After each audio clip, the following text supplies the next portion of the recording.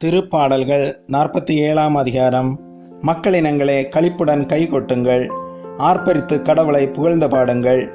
ஏனெனில் உன்னதராகிய ஆண்டவர் அஞ்சுதற்குரியவர், உலகனைத்தையும் ஆளும் மாவேந்தர் அவரே.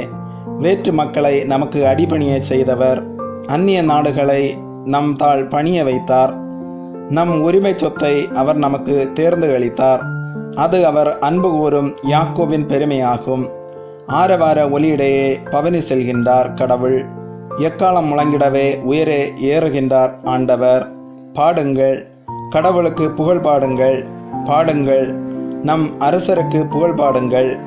ஏனெனில் கடவுளே அனைத்து உலகின் வேந்தர். அருட்பா தொடுத்து புகழ் பாடுங்கள்.